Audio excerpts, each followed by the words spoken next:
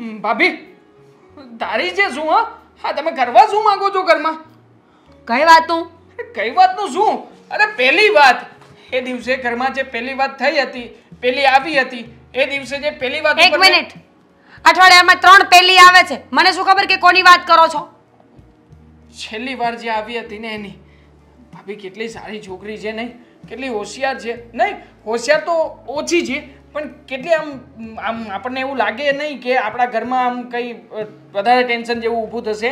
બધું સંભાળી લેશે અને પછી દેખાવડી પણ કેવી સરસ છે નહીં. તમને લાગ્યું નહીં કે એમાં તમારે હા પાડવી જોઈએ? બિલકુલ નહીં. મોડું જોયું તો એનું મને તો બિલકુલ નહોતી ગમતી. અરે ઈ શું, મને તો મમ્મીની પસંદની કે તમારી પસંદની એકેય છોકરીઓ ગમતી નથી. અને એક વાત બીજી, એ તમારી સામે ઈશારાઓ શું કરતી હતી? ઈશારા? તમે મતલબ આટલું બધું કોણ નોટિસ કરતું હશે? હું નોટિસ કરું ને આ ઘરમાં બધું નોટિસ હું કરું. મને કેમ એવું લાગે છે કે દાળમાં કંઈક કાળું છે? ના ના ભાભી કેવી વાત કરો છો? અરે હું તો એ છોકરીને કહેતો હતો કે જલ્દી જલ્દી જવાબ આપજે એમ. જો કેમ તમારે શું કામ કેવું પડ્યું? તમારી સૌથી અઘરી પરીક્ષા તમારી એકની હોય છે બરોબર. બાકી મમ્મીની સામે બધી એક્ઝામમાં બધી છોકરીઓ પાસ થઈ ગઈ. મારી સામે શ્રેયા જે મમ્મી માંગુ લઈને આવ્યા હતા એના હેર જોયા હતા? કેટલા સુપર હતા, કલરે કલરના હેર. અરે એટલા લાંબા હેર ઘરમાં રાખશે તો શેમ્પૂ ને એમાં જ આપણો પૈસાનો ખર્ચો થશે ને. કમાવું તો મારે પડે છે, તમારે કઈ કમાવું પડતું નથી. ભાભી તમે કમાવાની વાત ના સંભળાવો. તમે કેટલું કમાવ છો? 12,000 રૂપિયા મહિને આમ ભેગા થાય છે. 10 થાય છે ને. તો વધારે કોણ કમાય છે? ઓબ્વિયસલી આખા ઘરમાં સૌથી વધારે પગાર હોય તો ભાભીશ્રીનો છે, મતલબ તમારો. તો ચાલશે કોણ? ભાભી હું શું કહું છું કે ભલે ને તમારું ચાલે, મને કઈ વાંધો નથી, પણ લાસ્ટ ટાઈમ આવી હતી ને એ છોકરી ખરેખર મને તો બહુ ગમે છે. મતલબ એમાં તો હા પાડી દો તમે. આ બધી છોકરીઓમાં ના પાડશો તો પછી કેવી રીતના મારું ઘર બંધાશે? અચ્છા, વકીલાત કરવા આવ્યા છો અહીંયા છોકરીના નામની? હા, મને એ નથી ખબર પડતી કે અત્યાર સુધી બધી છોકરીઓ આવી, ઘણાની મેં હા પાડી, ઘણાની ના પાડી. તમે ક્યારે આટલા ખોજા નથી કાઢ્યા, પણ જ્યારથી આ છોકરી ઘરે આવી છે ને ત્યારથી ખબર નહીં પાછળ પડ્યા છો કે હા પાડો હા પાડો હા પાડો. 23મી છોકરી છે ભાભી. આ 23મી છોકરીમાં તમે જો કામી કાઢતા હોય તો પછી વાંક મારો કહેવાય, છોકરીનો નહીં. એ તો કહું છું કે વાંક તમારો છે. તમને છોકરી ગોતતા નથી આવડતી, એમાં હું શું કરું? છોકરી ગોતતા નથી આવડતી? હવે આ છોકરીમાં શું ખામી છે કહો ને? બીજી શું સારું શું છે કયો ને? બધું.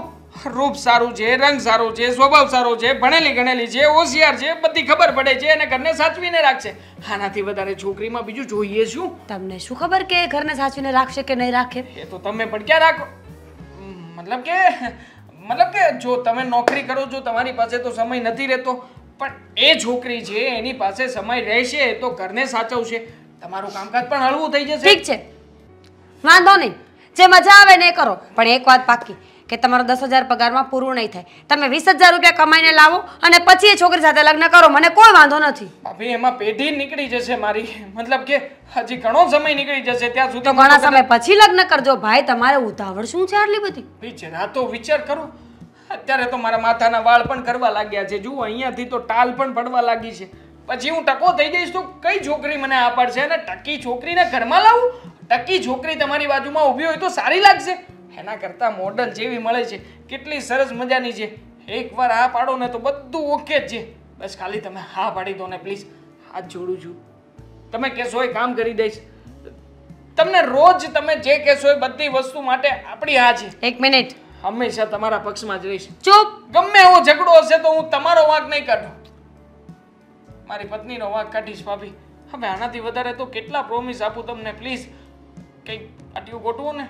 કેટલું બોલશો કેટલું બોલશો? ઠીક છે. બળતરા ભાભી, બળતરા. બળતરા બોલાવે, માણસની વેદના બધી બહાર નીકળે. તમે મને આટલું કન્વિન્સ કરો છો ને એટલે હું વિચારું છું કે તમારા માટે કોઈ સારી છોકરી હું ગોતીશ. પણ આ નહીં.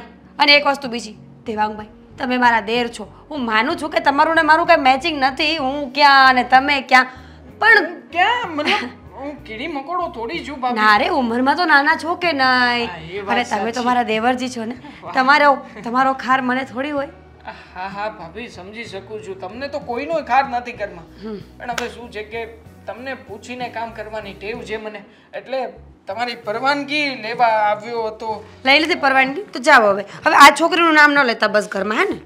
હવે આમ જો હા, નામ પણ મેચ થાય છે ને, દેવ, દામિની, બધું મેચિંગ થશે.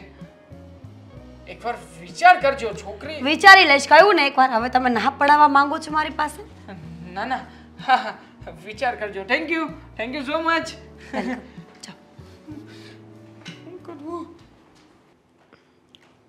સાગર, સાગર,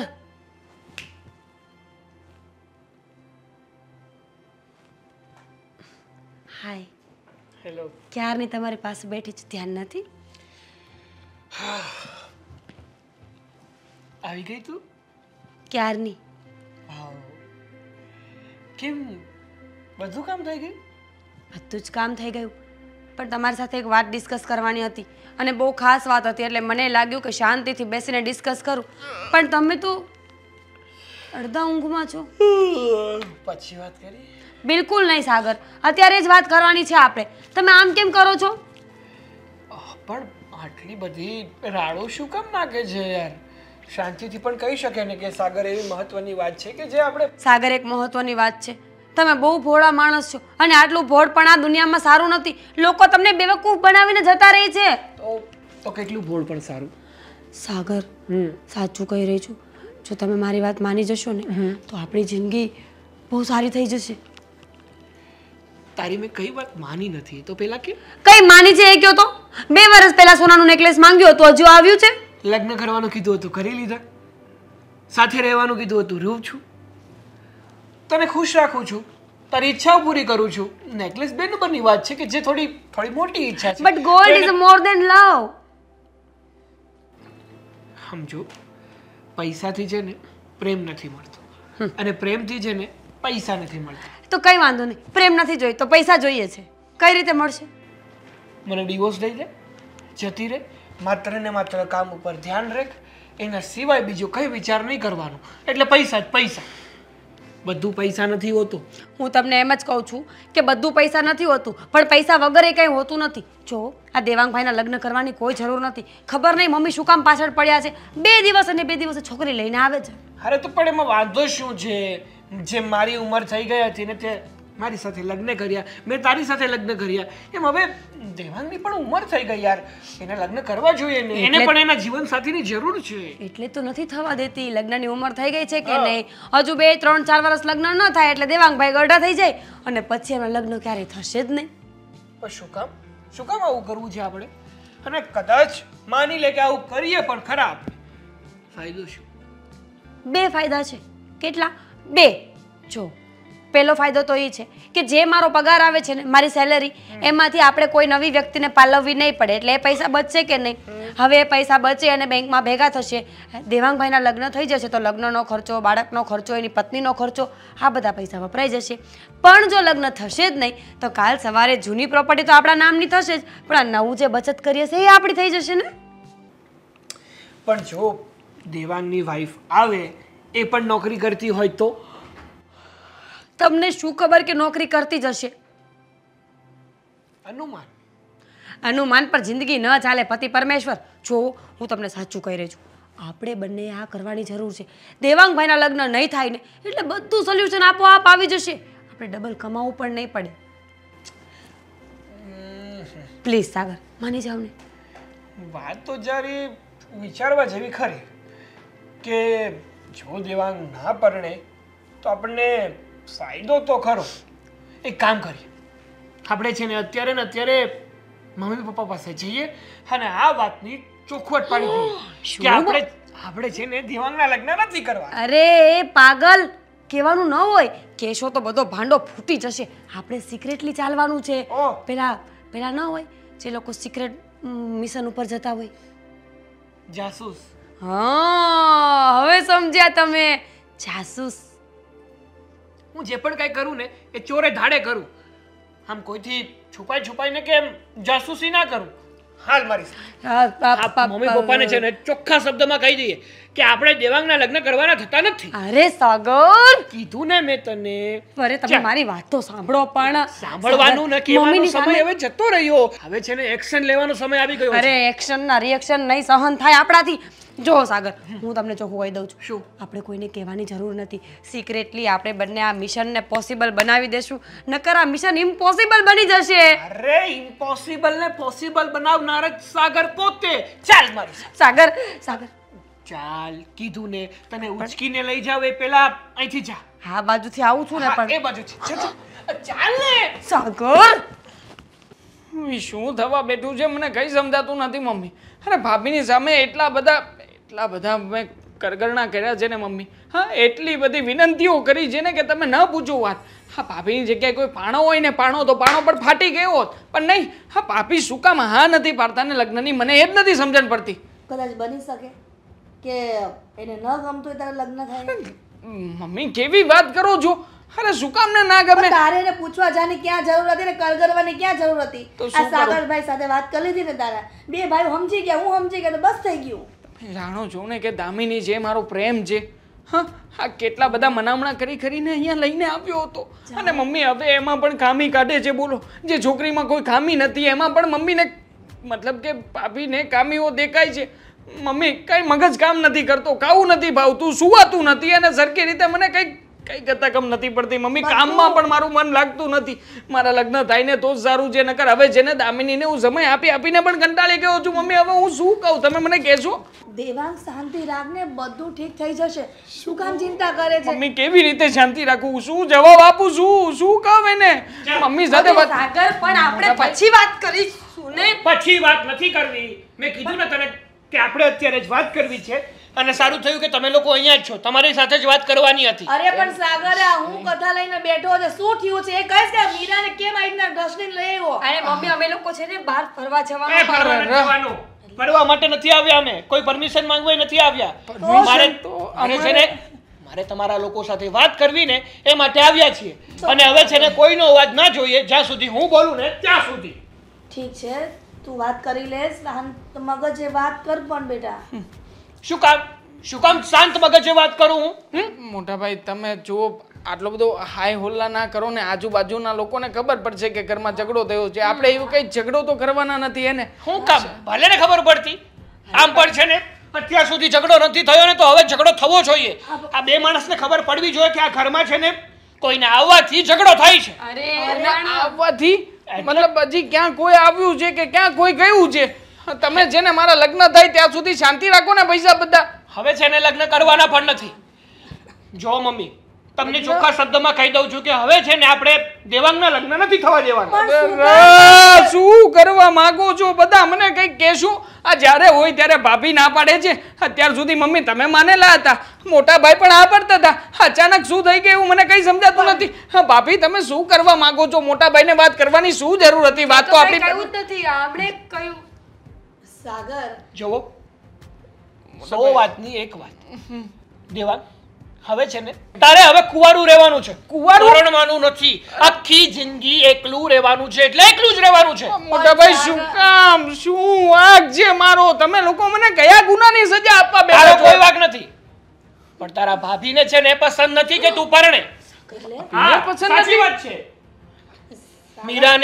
મીરાને નથી પસંદ કે દેવાંગ પરણે, અને મીરાને જે વસ્તુ પસંદ ના હોય ને એ વસ્તુ આ ઘરમાં થવી ના જોઈએ. અરે એટલે મારું કહેવાનું તો એમ હતું કે અત્યારથી શું કામ ઉતાવળ કરવી છે? અરે ચોખ્ખું કહી દે ને ભાઈ, જે હોય એ મનમાં શું કામ ડરે છે આ લોકોથી? આ લોકોથી કઈ ડરવાનું હોય? કહી દેવાનું હોય મોઢે. અરે પણ ચૂપ રહ્યો ને ઘડીકવાર.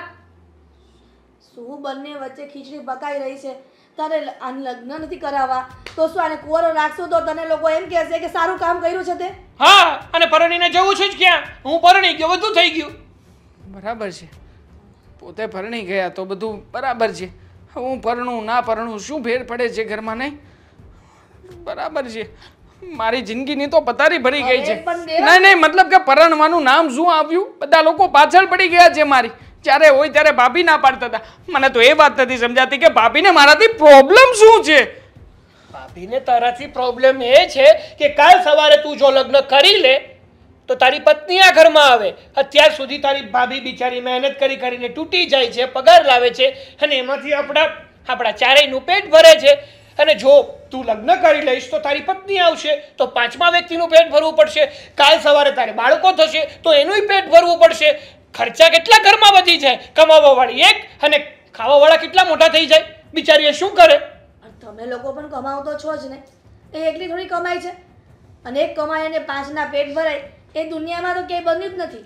બસ મમ્મીજી, અત્યાર સુધી મને એમ હતું કે બોલવું નથી, પણ હવે જ્યારે સાગરે મારો પક્ષ લીધો છે ને ત્યારે સાચું કહી જ દઉં છું. થેન્ક યુ સાગર કે તમે મારો પક્ષ લીધો.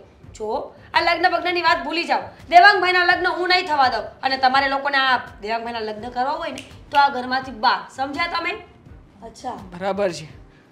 અત્યાર સુધી ઓછું કમાતા હતા ને એટલે આ લોકો કહે છે ને મમ્મી, એમ જ એ લોકોના હાથ નીચે જ મારે રહેવું પડશે. આના સિવાય બીજો કોઈ ઉપાય તો નથી ને.